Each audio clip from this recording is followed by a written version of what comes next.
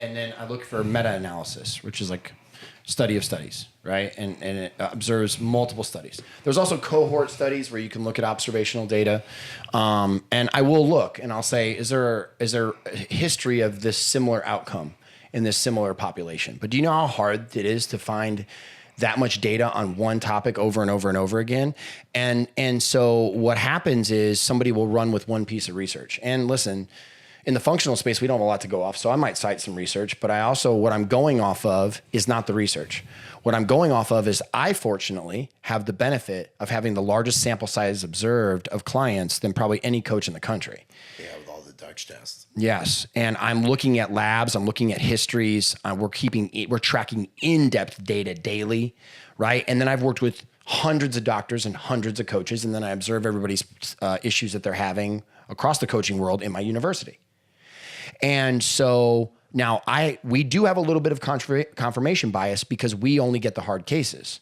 So we're looking at a smaller subset of the population. So Alan and Lane, they're not necessarily talking to this population, but they're acting like they don't exist. So even in research that is very concrete, just so everybody knows, a bell curve represents, and I actually misspoke a little bit earlier, but a bell curve to data that has a really strong confidence interval, meaning that the median value is the confidence interval that's the value for the population, right? Like how that works, okay? Is most likely true for this many people. Does that kind of make sense? Comes out to about 68%. So like if you did a study on a drug, right? And your confidence interval is like 95 or 99. And some of that comes back to p-value, but that's in the median. So almost everyone whose values and their response to a drug that falls closer to the median, that information is more likely for them. But the further you get away from the median, and anything about 13.8% or 13% on each side of the end of the bell curve, that data may be irrelevant. And that has a lot to do with bioavailability. So even at best, gentlemen, my argument is that even when information is dead accurate, you're still leaving out 26% of the population. And because we talk about things in certainties, yes and no's, you have all of these people that are sitting out there disenfranchised from that information. I just would like to point that out, that that the people that the research doesn't work for, then the medical field or these coaches or they all tell them it doesn't exist because they're all listening to the same research, getting groupthink, and they can't think outside the box and understand that bio-individuality means, and we all know this, when the rubber hits the road and you work a program with somebody, it's not gonna work according to what the research says by itself. You're gonna have to do things that are bio-individual and tweaks for each person, right? And that gets left out of the conversation. And then there's a bunch of people left disenfranchised, about at least 25, 26%, that the research looks so concrete, but that's not their reality. Right. Even in concrete research, there's still 26%. And the more unconfident that it gets, we'll put it that way, the bigger that population gets. And so that's why you get this world of it's so obvious that people are having metabolic disturbances. It's so obvious that people build muscle doing different things. It's so obvious that people are having problems in functional areas like gut and hormones, things that just haven't been observed long enough in studies to find the mechanism of action. So we go, it's hoodoo, it's lies, it's snake oil salesmen. That kind of philosophy is not wise, nor is it helpful. This industry kind of brings it upon itself because some of the stuff we've done, like most people, while I was doing that, would talk about like Advocare, and they just assume a lot of like what we do as a personal trainer, because they lump us into that category. It is just snake oil shit. And it's like, because I would ask them, what if I told you that there were supplements and there was food and the way you ate could balance your hormones and change like your type 2 diabetes? People didn't even know that was like possible. Oh, I know. Like if you stumbled on someone, they had a little bit, but not many people could go anywhere. Yeah. So Yeah. I Yeah, mean, and Alan and Lane aren't dangerous to public consciousness, in my opinion. I think fitness community could end up getting No, too I'm much not group saying think, it like but that, yeah. medical research. Yeah. That's where you see is it's toxic. Because Yeah. they're like, food has nothing to do with it. No, what Where I would mean you come by up with that? Exactly. What I mean by is everyone in the fitness space, it's a marketing shtick, right? Because that's how you're always trying to get out there. Every company is trying to say something to be able to get heard. In the fitness industry, it has always been a lot of snake oil salesmen. It's like you go buy a car, you're already on guard going on to buy the car before you even do it. Yeah. You go with a health fitness coach, it's usually like, all right, well, how many supplements I got to buy and because that's been passed down so many times. So I think as what I'm trying to say is we as an industry bring this down on ourselves, I think sometimes. By just the way we've acted over years and decades, the supplement scandals the supplements that had nothing in it Yes. and all the different stuff, Which is exactly why there has to be science to make sure that we don't get too way off and into scaring people into purchasing and bullshit BS science. And so I that's why you have to realize that the yin and the yang must exist, right? And you have to respect that. And that it is necessary, but then it goes too far. And the field that we see it go way, way too far is the medical field. Mm-hmm. They are blatantly ignoring plenty of research that exists on diet, nutrition, and then the fields of work that could really help people in gut health, in detoxification, in hormone optimization. Think about it even in peptides, in these other areas where there might not be huge randomized control trials yet. They still go, nah, none of that's real. But meanwhile, we're just going to keep giving drugs because it's the only thing we can see in the research, right? And that is when, again, research now becomes the enemy because it becomes the Bible. And nothing else that's alternative to that could possibly be true. Well, a lot of that's going to be funded by the big pharma that's selling the drug anyways. Right. And it's also just the limitations of research. It's not even nefarious. I think a lot of it is greed and ignorance. I don't even think it's nefariousness. I think what happens is people need a framework to live their lives. It's like whatever the research says, that's what I'll agree with so that I have a yes or no answer on how to live my life. And this happens with doctors all the time because anything that they haven't read must not be real. That's not wisdom. That's not how it works. And what we find is there is so much data that does exist, but you have to put together a collection of in vivo and in vitro studies, and you have to go to experts that actually do the thing that you want to know about. So this is where I'm getting into people to give you the real life context.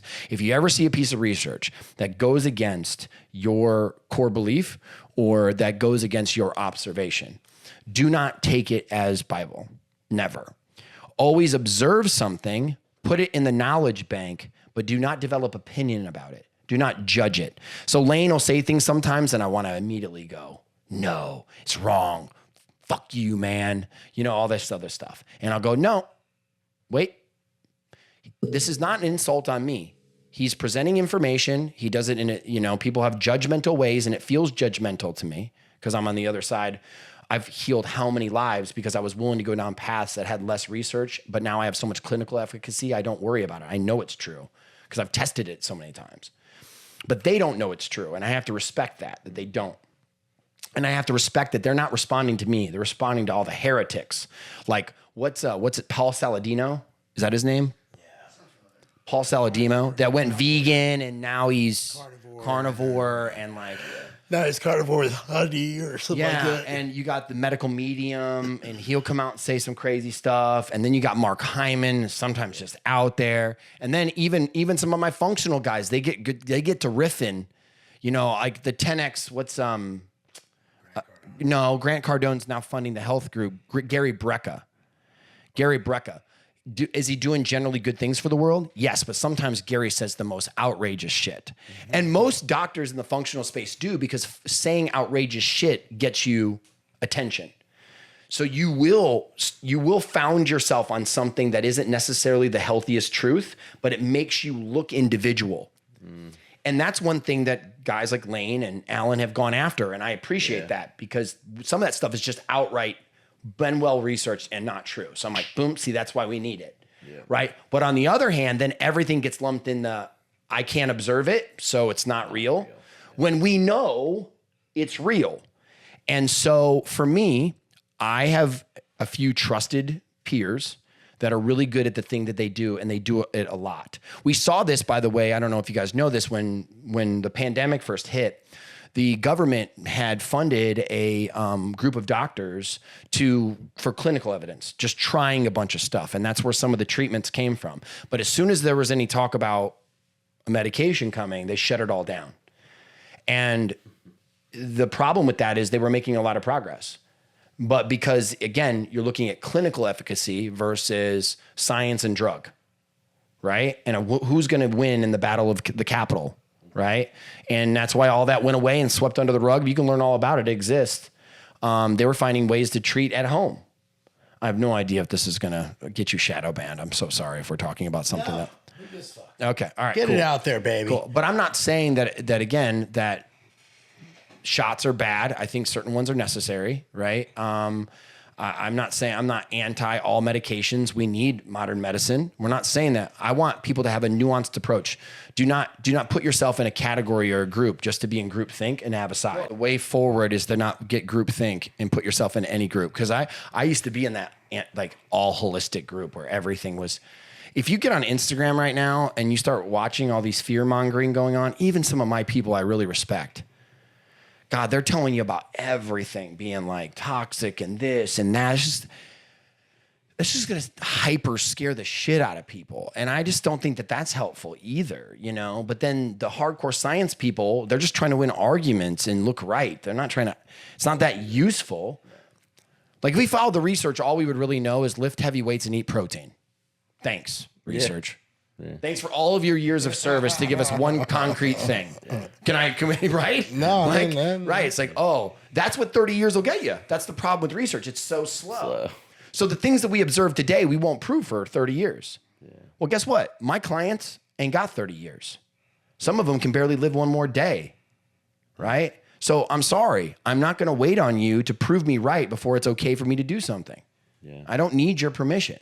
Yeah. But that doesn't make me a heretic. Yeah. Right. And it doesn't put me on the side of people that are selling, snake oil.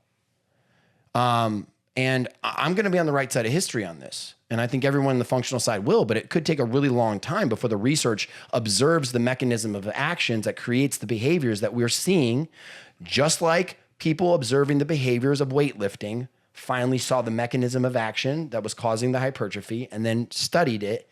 And even still today, we debate what's actually happening. Do we not?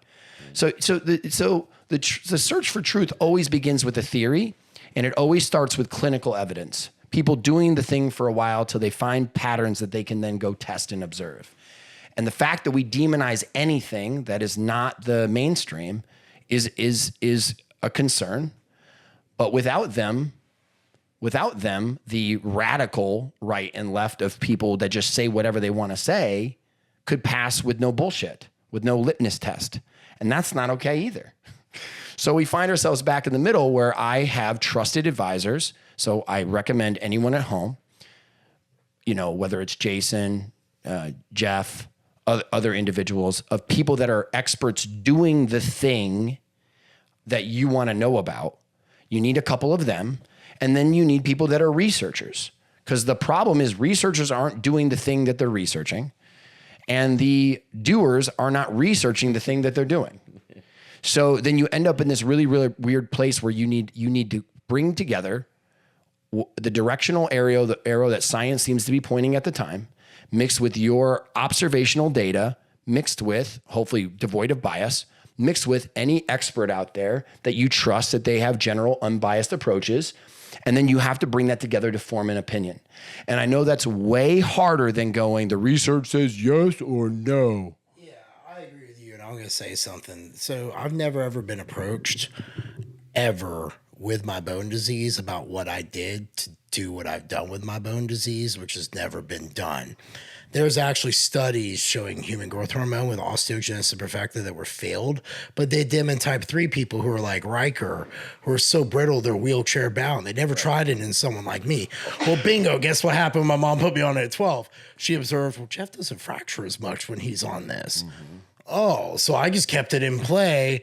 And then voila, I got into bodybuilding by his half a chance, and I was already set, ready to go. I get 100% with what you're saying. It's not. It can't always. It's not all this black and white thing. There's gray. You got to point out what he said though. Yeah. What his mom, whether she knew it or not, she was reading research based on a population that wasn't him.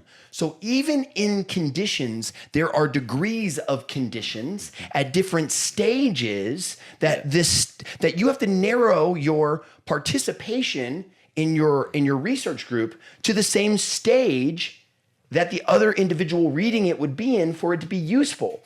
And in lifestyle problems, over time, when we're talking about longevity, when we're talking about what's healthy or what's not, we're using random groups of people, whether we're dividing them by sex or by age. But dude, it has everything to do with your lifestyle, right? It has everything to do with how you manage stress. It has everything to do with where you live. Like there's so many variables that it's hard in a randomized control trial to narrow the variables to a population that's exactly like you.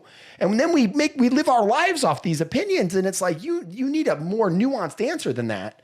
And that's why I say look to epidemiological studies, because then you see human behavior. Well, if people generally live in smaller, closer knit families, they don't stress as much, they eat more Mediterranean, they eat more oils, they don't engage a lot of drama, they're into manual labor to a certain degree and getting out and being active and then annually fast.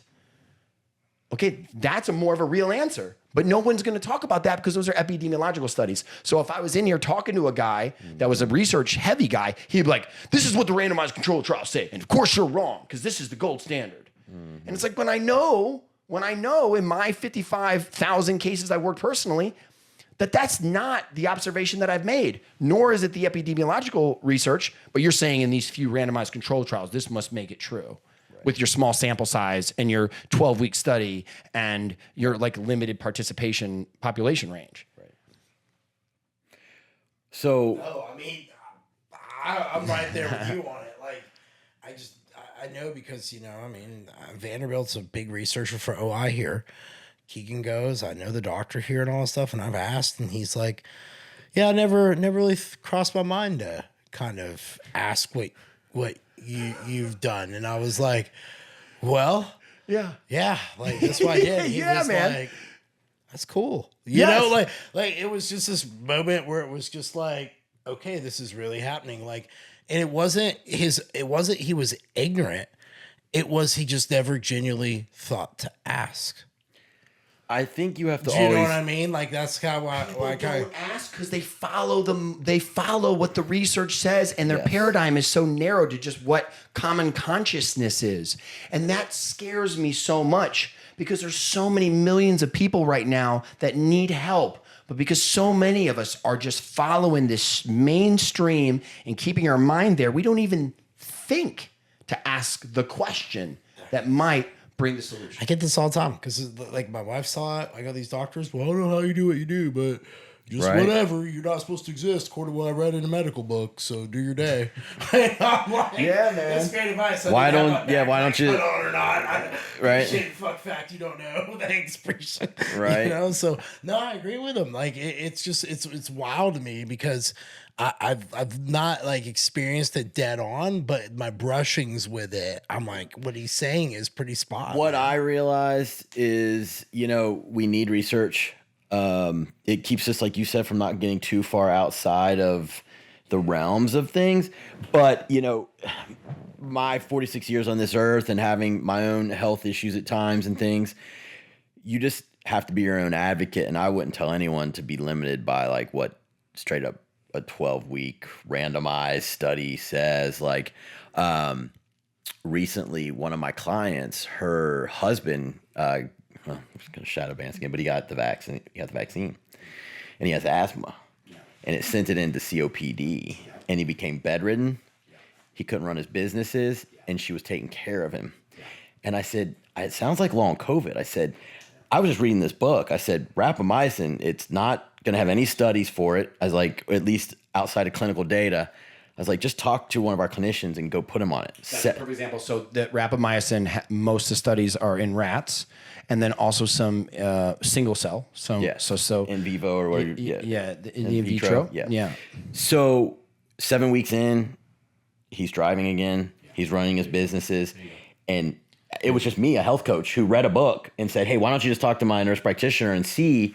And she was open enough to just say, well, we've tried everything. We've done therapy. They put him through like, I guess, breathing therapies and all kinds of things. And they're just treating the symptoms. I said, well, try this. I think it can quiet the immune system down and modulate it and blah, blah, blah.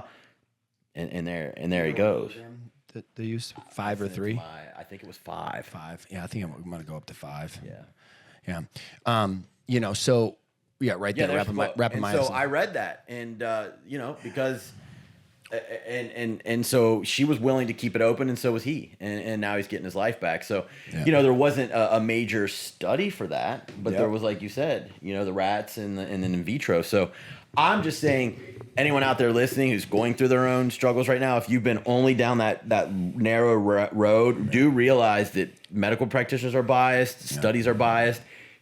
Keep your eyes and ears open, and don't be afraid to try other things within reason. Yeah. So that means then you have to judge people based on their perceived wisdom. Mm-hmm. And so when I listen to somebody with an alternative point of view, first I have to figure out a little bit of their background. I don't judge by their license. In fact, the more initials you have behind your name, the more I worry that you've got paradigm dogmatic your dogmatic view. Yeah. But at the same time, I need to verify that like your and I's wisdom is agreeable, meaning that you look at the world very similarly the way that I would, so that you solve problems the way that I would, and you would observe things in an unbiased fashion. Yeah. And that can be hard to do, but you've got to create your framework, like rubric for how to judge, because you have to trust somebody. Yeah. So you got to pick wisely. Yeah. Ask other people that you respect who they listen to and who go to, because we're filled with so much information in this information age. But what we've learned is more information isn't better. We're filled with information today, and more people doing less with all this information. Right? Yeah. You need more of the right information. You almost need to cut down the amount of information that you're listening to. Like, don't get on CNN. For your health news, right? Like don't just scour the internet. Don't get on Reddit, right? You can read some research, you can listen to some experts, but as soon as you do that, you must have other trusted, practitioners, not researchers, and not pundit doctors on CNN who are spouting an agenda of some kind, or you don't know if they're being manipulated, and then develop a framework of a general opinion yourself. And then just be prepared to be wrong, because the future will always, the one thing we know for sure is that we will be wrong. But how wrong? And this will generally drive your life in a much, much, much healthier, well-rounded place. So you're not manipulated by someone scaring you with things that are unresearched and holistic, or scaring you with the Bible of science. No, I agree with all that. I think that one thing I want to chime in, with you kind of like sit back and I'm like reflecting on this episode, like if there was something I would take away, I think it's what we're trying to say, or at least my thoughts is this episode where we took a lot of what we've experienced. We've chatted on it a little bit, like talking about just various things. And we have almost 60 years combined experience between the three of us in here. And when you keep going down these paths and you're knocking on doors and you don't have answers, and there's nothing else to have answers, why not keep knocking on the damn door? Mm. And that's just something that I don't know. Like, I got into business with the idea of it's only fun to me if I'm creating. It's only fun to me if I keep solving for X. And I feel like when I got into bodybuilding, it was always solving for X. Well, this body part didn't grow. Well, why? Down this path. And then you get into coaching. Well, this worked for all these clients, but suddenly this man or this woman didn't work for. Yeah. Why? Yeah. And and I think that's always been the fun part. I think we're so afraid of being wrong that we're scared to even almost try to be right. Yeah. And take a chance. Yeah. You know what I mean? So it's just because everybody's paralyzed. Yeah. You fall in the camps. And I look at it, I've called you it before. I'll call you it again. I've called you a few episodes, a disruptor. You read every book about Silicon Valley. It's full of disruptors. Why does our industry have to be any different? Why can't it be different? Why can't we have those? Like other industries have it. They break shit. They break shit fast. And guess what? They look back on there and say, we were fucking wrong, but we were also right. You know what I mean? Like, look, would you ever thought that Facebook, where a guy created an app just to find out if you were single to hook up, would become literally a hot topic in a political elections? Would you have ever thought that? Do you see what I'm saying? Break shit, break it fast. I don't see why our industry has to be any different. That's why I say sometimes we do a disservice. I don't either. By just not letting just some people just go fucking break it and just see what comes of it. Yeah. Innovation rarely comes from the experts particular to that field. It's always the guy standing next to the expert that sees something that the expert can't see. And that's how evolution happens in industries. I mean, when you look at Tesla, right? You look at Apple, right? You look at Microsoft, you look at Facebook, you look at all these things. Look at the type of people. Virgin Mobile, what's his name? I can see his face. Richard Branson. There you go. Yeah, Branson. Yeah. These individuals are not your classically trained only. In fact, most of them are like quirky dropouts that looked at the world differently and then were willing to boldly move forward. And that doesn't mean you look at everyone with a random opinion and just believe them. That's not what we're saying. No. But we can't where was Scarlet Salem witch trials? We can't go on a witch hunt for everyone that doesn't fall in line, because oftentimes there's some truth there, and we're developing the next theory that we will prove in the future. Mm-hmm. And so that's my main argument, is that you can't deny people the right to move forward ethically to the best of their ability, try to break new ground, and say that it's not real because there's no research there yet. Well, of course there isn't. Anything not observed yet, does that mean it's unreal? That means that everything outside what we observed isn't real? That's ludicrous. Right. It's not true. So we just have to be careful because we get really polarized. So the science people say anything that's not researched or observed is a lie. And then you got the people that say all science is bullshit and corrupt. And hey, follow my $9.99 T-Tox tea, skinny wrap, right? And that's the chaos that you find yourself in. And so you need to be an educated consumer of knowledge and wisdom and information.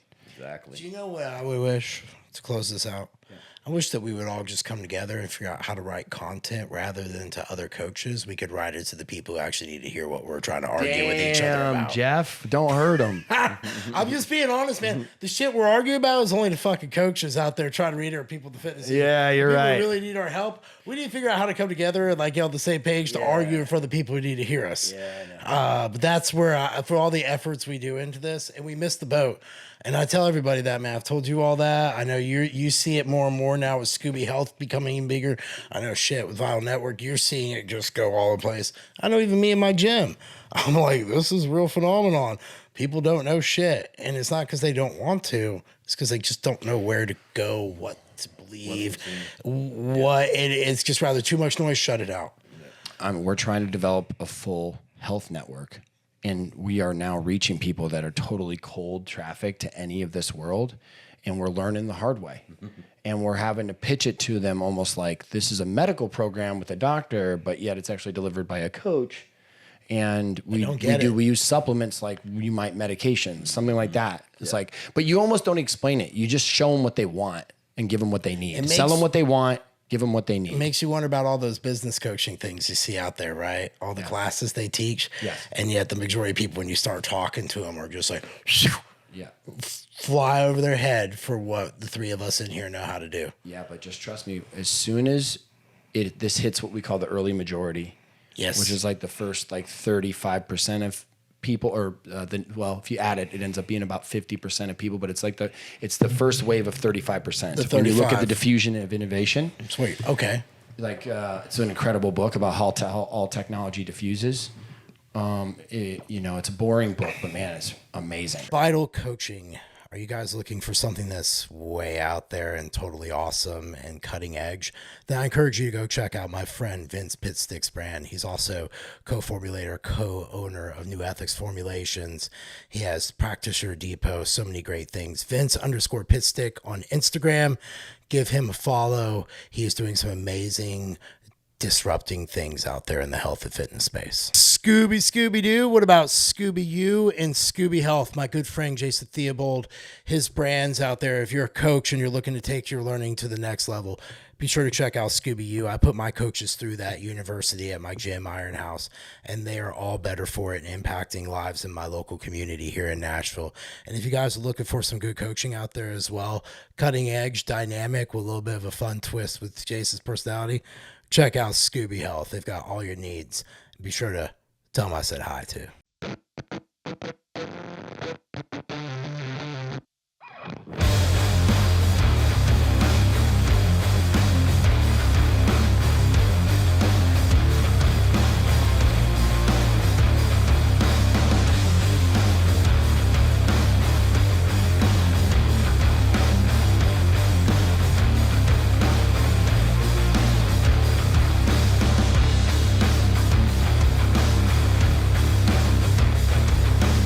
Diffusion of innovation. It talks about how all technology spreads. We've already seen the technology of nursing spread, and now every single health service in the world is delivered by a nurse. And really, that nursing didn't really get started till 1920. Is it overheating? No, just change the battery pack, but it's showing us full. I'll change for a second. I like where you're going to wrap it up because I think it'll be a good point. Yep. Literally got 3 full bars. All of nursing was based on a theory. Oh, yeah. There was no research on. They used to think that washing wounds was crazy.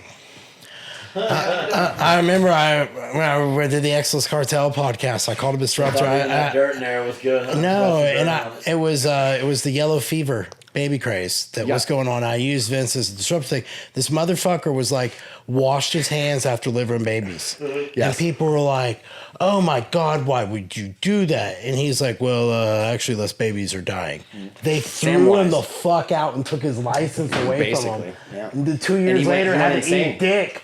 Then 2 years later, had to eat dick. Yep. He was already gone, sane, everything, already fucking done, man. Damn. Yeah, they ruined him, and then had to kind of come out and eat a big dick just because he was washing his hands. Because washed his hands after the baby. All great breakthroughs that came in medicine came at an extreme cost to the person who delivered it to the world because of our group think. Yep. Yeah. Massive. Gregor stories. Mendel and the creation of DNA. Oh, he was ridiculed. Florence Nightingale, the founder of modern nursing. I mean, they were the ones that really brought to the table like cleaning wounds and nutrition and just patient care. But remember, all of it was theoretical. None of it was research. They made an observation, they tested a theory, and then it became in wide practice. And then later on, it was proven. That's how all innovation diffuses. So when you say you're a science guy and it's only what the science says, you are literally, right, in direct conflict with how information and science diffuse. Do you see what I'm saying? I see what you're saying. I think the problem is because neither side are actually trying to help anybody. They're just trying to win an argument or make sales. And that's what depresses me. That's what bothers me. It's like, ooh, I'll win an argument if I talk about things that are only concrete. Well, yeah, okay, great. But you're not helping people with that, in my opinion. I mean, you're helping people not be, that's not true. You're helping people not get taken advantage by really random swindlers. I guess there's that. But there's so many people out there that are going to hear that, and then they're going believing that there is no other truth. And it's just really a shame, because in the fitness industry and in the medical industry, we see what that can end up doing. And that's why I remember the guy that you just discussed. I think his last name was Samwise. I kind of remember his first name. I'm blanking the name, but the hand washing after the babies proved everything to me. I need to know. They thought it was disrespectful that a doctor would have to wash his hands to suggest that he was dirty, meaning that he was unclean, he was unsacred. He was beneath the woman that he was delivering the baby to. Yes. and that he shouldn't wash his hands, which is why everyone, all the children were getting sick with this fever because they go work on someone really sick or be in the morgue and then go deliver a baby, and they weren't washing their hands in between. Just walk back forth, man. Just babies, just whatever. Yeah, no. And he was like, washed his hands, and then it was like, oh, well, they live. Right. And then they threw his ass out. Spartan, man. It was wild. But then what happened? Everybody thought nursing was BS when it first started too. And then the diffusion of nursing spread from like 1920 to up to even 2022, when it went from 100,000 nurses and went to 4.6 million. World War II, nursing was rapidly in the field and everything of combat. Right. And so that same diffusion is happening right now. What I really want, I don't want to trip people out, but the timeline of, if I placed coaching on the same timeline I placed nursing, we're right on the cusp where the first school was made by Florence Nightingale, like in, I think it came out in 1908. I'm going to be off a little bit, between 1908 and 1920. I'm fairly certain it was 1908. First school hits the college in the Americas, 1910. And then what happened for the next 20 years? Schools started popping up all over the place, but these people were unregulated, unlicensed, entrepreneurs that did home care for cash pay. What does that sound like? Yep. The modern coach, right? And then all of a sudden it started getting adoption. What's getting adopted by insurance companies right now? Health coaching. What are large medical firms creating? Health coaching programs right now. And I think that we are about 5 years away, 5 to 7 years away, where full adoption occurs. And then we won't remember a time when a coach didn't deliver support for anything in the health field. And we will be on that curve. So that's why, remember when I said we live in a bubble? I really believe that right now is that same time that just a few years prior, where they were, Florence Nightingale launched that university, or her first college. I think that's happening again. This is the reigniting of that inspiration, because they were trying to find a way to help people, and they found this space called nursing, and then it went, and that's what I think coaching is. To get the word out. That's what I think coaching is. So functional medicine will be proven to be true later on, but right now we're relegated to smaller research and clinical evidence. And you know what, man? I'm excited to see where all this goes. Let's go. Dude, I feel like that was, when we brought up the 3 topics, I thought this one would probably be the most dynamic. Yeah. Because the first 2, we've always talked about just when we get together. Yeah. But this was one the 3 of us had never, ever talked about. And like our thoughts ever really out among the 3 of us. So almost no one does. They're afraid to talk about it. Yeah, no. And that's one of the things, like, I'm just at the point now in my career, I'm like, fuck it. Yeah, man. whatever. I just want people to hear what different sides, different views, and like it, great, not, then that's fucking cool. Unsubscribe. I don't know. I'm always going to be through and through a practitioner and on the front lines. And that's like I think I've said it years ago, I was part research and part bro, and I think I'm just still kind of that way, and I'm always going to be that way. Yeah, hell yeah. And Donna put that into me too young. I gotta do weird shit. It's like, I see better than I read. Yeah. You know what I mean? Love it, man. And I see it. And so I just kind of stay in my world and help people, and I like it. I like how you said that. I see better than I read. Yeah, 100%. Well, Vince, man, thanks for joining us all the way having from Tampa. I know we're going to bring you back for some other episodes, some other topics, I'm sure. Ladies, Joe, if you guys got anything you'd like us to chat with Vince about in the future, comment, like Jason, myself, let Vince know.